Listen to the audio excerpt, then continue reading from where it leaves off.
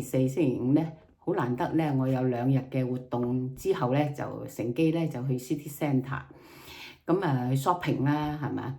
咁點知我一上車咧，就個司機話俾我聽，咁原來咧老人巴士優惠卡咧過咗期，咁但係司機咧仍然都俾我咧免費上車啊！回程嘅時候咧，我係身無一文啊嚇，咁啊只有一張 credit 卡。咁突然間其來咧，你慣用咗呢個高卡去搭巴士噶嘛，咁啊即時就唔記得咗 credit 卡可以支付喎。咁啊滿腦子咧奇怪就係咩事咧？點解唔用得咧？亦都好多 question mark 問號啊！咁啊一嚿雲。咁而司機咧就放我一馬，免費我想做佢嘅乘客啊！咁我完全咧就都唔記得咗可以用 credit 卡去去取代俾錢。咁其實我真係有點不知所措嘅，因為咧太依賴呢個優惠卡啊嘛。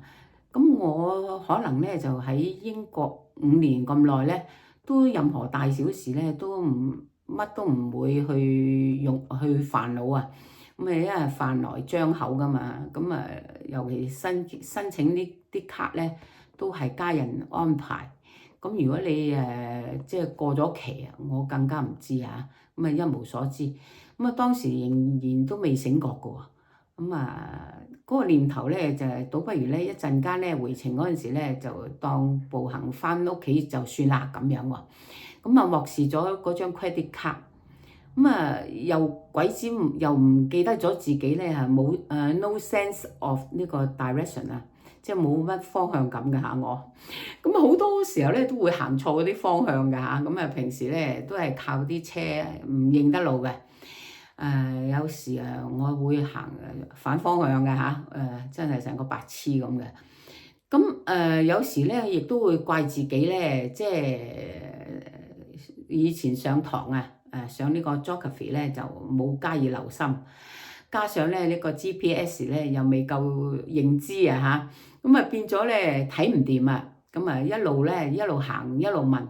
就問咗時候成4個學生嚇，咁先亦都咧佢哋都不厭其煩咁樣好細心咧去指引我啊。呢啲咁嘅英國學生咧都係 approachable 啊，即係平易近人嘅。1小時嘅路程咧，我就變咗2-3個小時啊，咁先至翻到屋企。搞到咧我lower back pain。And even my toes are swollen 啊，即係連腳趾都腫埋啊。先至到屋企。跟住咧，第2日仲要去打網球啊。而啱琴日嗰個天氣咧就係今年係初夏係最熱嘅1日啊。竟然咧我打咗半個鐘頭咧就攰到咧缺氧同埋冇晒力啊。琴晚瞓足10個鐘頭啊嚇。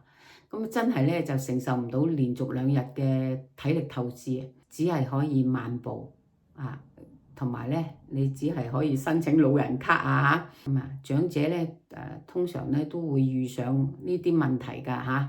大家都要留意咯喎。記住啦，拜拜。